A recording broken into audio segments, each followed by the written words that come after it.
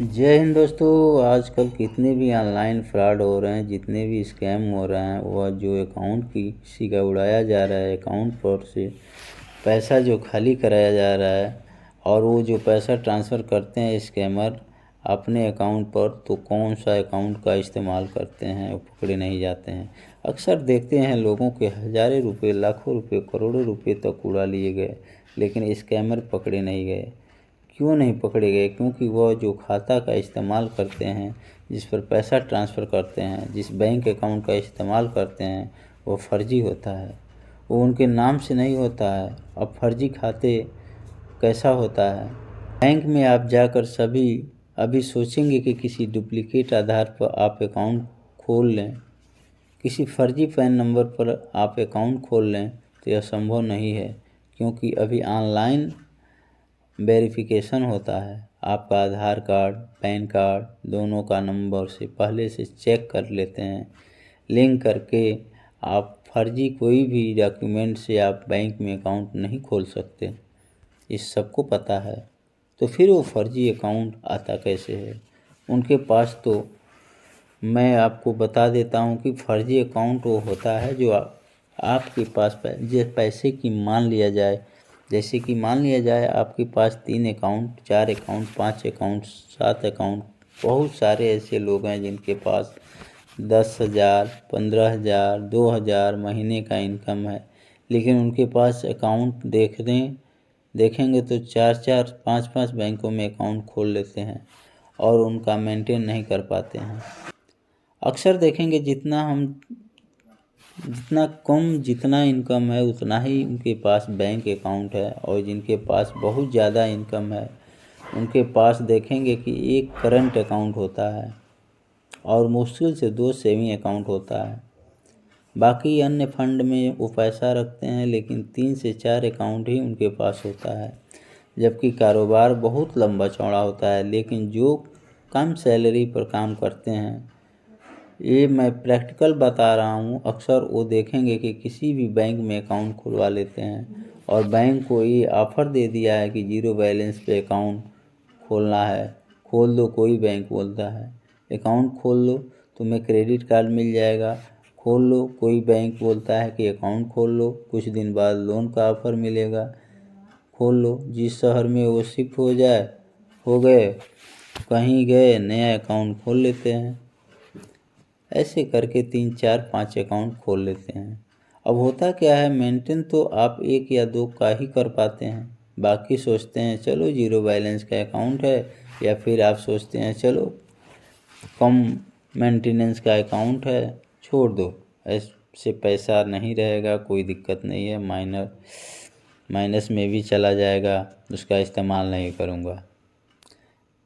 ऐसे अकाउंट होते हैं जो बहुत सारे अकाउंट फर्जी पड़े हुए होते हैं, उनका इस्तेमाल स्कैमर करते हैं। जैसे आपको मालूम होगा कि कोई भी बैंक अकाउंट 2 साल बाद ही कोई भी बैंक उसे डोरमेट करता है, डीएक्टिवेट करता है। अगर 3 साल 4 साल हो जाता है तब उसे फ्रीज कर देता है।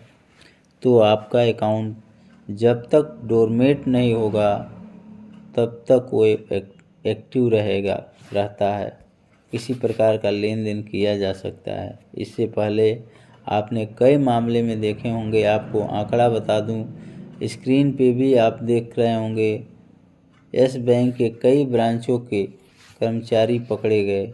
जिसमें क्या है कि जिसका अकाउंट था इस्तेमाल में नहीं होता था, तो स्कैमर से मिल के करोड़ों रुपये का ट्रांसफ़र लेन देन उसमें किए और करोड़ों रुपये वो कर्मचारी भी कमाए। 50% पे वो अकाउंट किराए पे दे देते थे, क्योंकि वो अकाउंट पड़ा हुआ था, पता ही नहीं था किसका अकाउंट था, उसका यूज करना ही नहीं था, वो कभी लेन देन करते ही नहीं थे। और एक्टिव है अकाउंट तो वो यूज कर रहे थे अपना। इसी प्रकार से एक मामला कोटक महिंद्रा बैंक का भी आया। इसी प्रकार से कई अन्य बैंकों का स्टाफ का मामला आया। हालांकि स्टाफों पे कार्रवाई हुई, स्टाफ गिरफ्तार हुए, लेकिन गिरफ्तार होने से थोड़ी होता है, वो तो पैसा बना लिया, पैसा रिकवरी नहीं होगा, सज़ा काटा जाएगा, करोड़पति तो बन गया, तो इसलिए भी स्कैमर स्कैम करते हैं और कोई स्टाफ मिलीभगत से लिए करते हैं। और चलो अब 50 करोड़ कमा लिया, मेरी सैलरी कितनी है, इस एक बार कमा लो, साल 2 साल जेल भी काट लेंगे, बेल करके आएंगे, आराम से ज़िंदगी में मौज कर लेंगे। ये नहीं कह रहा हूँ कि सारे बैंक के सारे कर्मचारी करते हैं, कुछ कुछ लालची होते हैं जिससे मिलीभगत से। प्राइवेट सेक्टर में कुछ बैंक हैं जिसके मिलीभगत करके स्कैमर स्कैम करते हैं, या कुछ मामलों में देखा गया है। अब अधिकतर मामले में ऐसे होते हैं जिसमें अकाउंट आता है वहाँ से जहाँ से, जैसे कि कोई अनपढ़ व्यक्ति, कम पढ़ा लिखा व्यक्ति उनका इस्तेमाल करते हैं।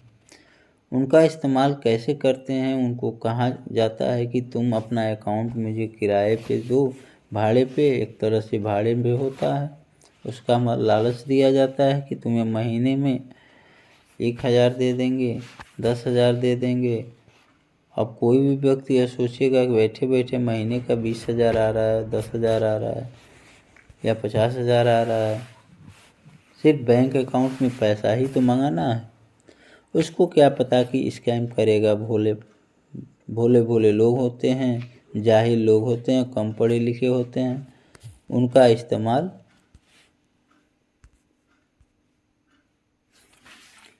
कम पढ़े लिखे लोग होते हैं, उनका इस्तेमाल किया जाता है। मजदूर टाइप का इंसान है, कोई फैक्ट्री में काम करने वाला, कोई खेती किसानी करने वाला, कोई रिक्शा चलाने वाला होता है। ऐसे लोगों को पकड़ते हैं और उन्हें लालच दिया जाता है। उनके लिए 10,000, 20,000, 30,000 महीने का रकम बहुत बड़ा होता है और उनका अकाउंट किराए पे ले लिया जाता है। अब वहाँ पे ट्रांसफ़र होता है, वहाँ से अपना विड्रॉल करते रहते हैं, लेकिन होता रहता है, इससे तो पकड़े नहीं जाते। लेकिन जब कभी बड़ा मामला होता है, जब इस तरह का कोई FIR होता है, जब उस अकाउंट का छानबीन होता है, तो जिसके नाम से अकाउंट होता है, पुलिस तो उसको दबोच लेती है, उठा के ले जाती है। अब वो बेचारे को कुछ मालूम रहता नहीं है। हर मामले में यही पाया गया है कि उस बेचारा की कोई गलती नहीं है। जिसके अकाउंट में ट्रांसफ़र होता है, बेचारा बोलता है मुझे तो पता ही नहीं कि मेरे अकाउंट में करोड़ों का लेन देन भी हुआ है। अब क्या होता है, उससे पूछताछ होता है, उसको बार बार थाने बुलाया जाता है, उनको भी उस केस में नाम दर्ज किया जाता है, उनको भी कोर्ट कचहरी का चक्कर लगाना पड़ता है, उनको भी अपने आप को सही साबित करने के लिए 2 साल 5 साल कोर्ट कचहरी के चक्कर लगाने पड़ते हैं और लाखों रुपए उनके भी बर्बाद हो जाते हैं। तो बस मेरे कहने का मतलब ये है कि आपको सतर्क करना चाहूँगा कि कोई भी अकाउंट को, जो आपके पास 4 अकाउंट, 5 अकाउंट, 7 अकाउंट है, अगर वो डोरमेट हो गया है, हुआ है, या फिर आपका डीएक्टिवेट हो गया है या फ्रीज हो गया है, एक्टिव नहीं है, तो चलो उसका इस्तेमाल भी नहीं कर रहे हैं तो कोई दिक्कत नहीं। उसका KYC नहीं कराएंगे आप, या KYC नहीं कराएंगे तो एक टाइम ऐसा आ जाता है कि बैंक बंद कर देता है 10 साल बाद। लेकिन जो अकाउंट आपने खोल रखा है, अभी 1 साल हुआ है, 1.5 साल हुआ है या 6 महीने हुआ है, आपको पता है कि वो एक्टिव है, बीच में आपने एक बार भी लेन देन नहीं किया, या बीच में आप एक बार भी लेन देन कर लिया, एक बार भी उसका कार्ड यूज कर लिया, एक बार भी आपने 200 रख के फिर आप वहीं ट्रांसफ़र कर दिए, एक बार भी ऑनलाइन उसमें 1 रुपया भेज दिया, वो एक्टिव हो जाता है। डीएक्टिवेट का मतलब होता है कि 2 साल बिल्कुल भी लेन देन नहीं करना होता है, वो इनऑपरेटिव डीएक्टिवेट होता है। ऑनलाइन 1 रुपया ऑनलाइन डालना है, ना कि निकालना है, ना कार्ड से शॉपिंग करना है, ना किसी प्रकार का उस कार्ड से बैलेंस चेक करना है, तब जाके आपका डीएक्टिवेट कार्ड होता है। तो इस तरह के कोई एक्टिव है आपके बैंक अकाउंट जिसमें लेन देन आप नहीं कर रहे हैं, लेकिन वो एक्टिव है, उस अकाउंट को आप बंद कर लीजिए, जब अब ज़रूरत नहीं है बंद कर दीजिए। जो आपके पास अकाउंट है जिसका इस्तेमाल कर रहे हैं, चाहे वो एक अकाउंट है, दो अकाउंट है, जिसका रेगुलर इस्तेमाल आप कर रहे हैं, महीने में एक बार इस्तेमाल कर रहे हैं या साल में 2 बार 3 बार 5 बार इस्तेमाल कर रहे हैं, जितना ज़रूरत है आपकी उस पर नज़र है। उसमें मिनिमम बैलेंस आपका है, हमेशा चेक करते हैं कि कहाँ से पैसा आया, कहाँ उसका स्टेटमेंट आप देखते रहते हैं। ऐसे अकाउंट को रखिए। लेकिन फिर जितना भी फालतू अकाउंट है आपके पास 2 4 5 10 पड़ा हुआ है बेमतलब का, जिसका इस्तेमाल आप नहीं करते हैं, वो एक्टिव मोड में है, तो वैसे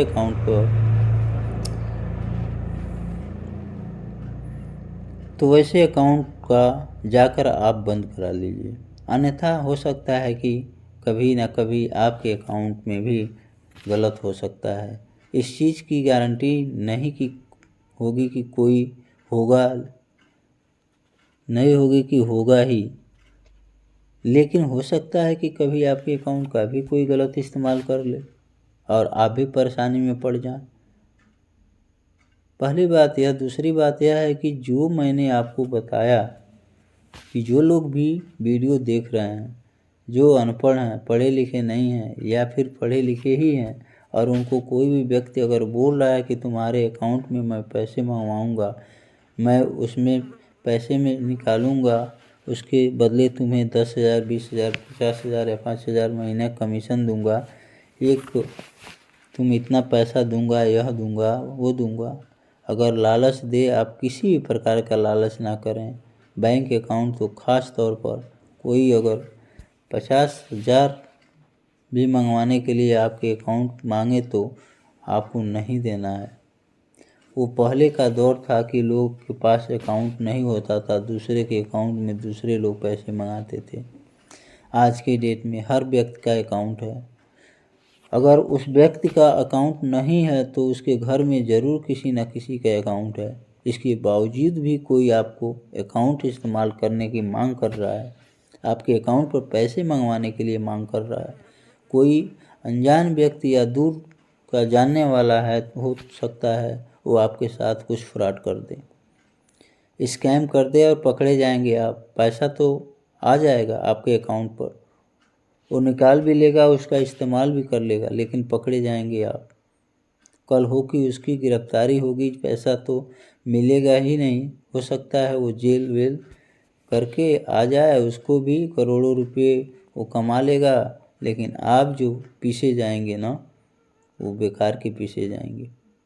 कोई मतलब नहीं है इसका, बेमतलब कि आप पीछे जाएंगे, आपको कोई फ़ायदा नहीं होगा। अलग से आपके 1,00,000 2,00,000 खर्च होंगे, तो अपना एटीएम कार्ड, अपना बैंक अकाउंट, अपना चेक बुक, अपना जो भी डॉक्यूमेंट है बैंकिंग से संबंधित वो संभाल के रखें, अपने पास रखें। और आपके पास खाता है तो उस पर हमेशा महीने में एक बार ज़रूर इसका मिनी स्टेटमेंट निकाल के देख लें कि मेरे अकाउंट में कुछ पैसा तो आया तो नहीं है, कैसे फालतू गया तो नहीं है। अभी तो लोग ऑनलाइन ऐप से भी चेक कर लेते हैं, नेट बैंकिंग के द्वारा भी चेक कर लेते हैं, पासबुक अपडेट करके भी आप चेक कर सकते हैं। तो महीने में एक बार नहीं तो ज़्यादा हो गया है तो 2 महीने के बाद अपने अकाउंट पर नज़र ज़रूर रखें। दूसरा क्या है कि आपके अकाउंट अगर आपका मोटा मोटी कहीं से पैसा आ जाता है, या 2 लाख या 5 लाख, आपको पता नहीं पैसा आया कहाँ से है। बहुत सारे ऐसे लोग हैं जिनको करोड़ों रुपए आ गए, आपको डायरेक्ट जाके पहले थाना में जा कर के इन्फॉर्मेशन करना है, बैंक में जाके आपको कंप्लेन करना है वहाँ पर कि मेरे अकाउंट में इतना पैसा आया है। अगर मैसेज आया फिर आपको जानकारी जाए तो आपको जाके वहीं कंप्लेन कर देना है। अन्यथा आप अगर अपने तरफ से कंप्लेन नहीं करेंगे और वो फ्रॉड का किसी प्रकार का पैसा होगा तो उसमें आपकी सम्मिलित पाए जाएंगे, इस स्कैम का हिस्सा माने जाएंगे और आपको सज़ा के साथ, जुर्माना के साथ आपको जेल भी हो सकती है। तो दोस्तों, नए नए स्कैम से संबंधित नई नई जानकारी आपको देता रहूँगा। हालांकि ऐसे तो बहुत स्कैम पुराना है, बहुत ही दिनों से चले आ रहे हैं, लेकिन बहुत सारे लोगों को इसके बारे में जानकारी नहीं है। आप मेरे सब्सक्राइबर नहीं हैं तो चैनल को सब्सक्राइब करिए। मिलते हैं अगली वीडियो में, और इसको शेयर कर दीजिएगा। चैनल पे पहली बार है तो चैनल को सब्सक्राइब कर लीजिए, वीडियो को लाइक करके इसको ज़्यादा से ज़्यादा शेयर कीजिए ताकि अन्य लोगों को भी जानकारी हो।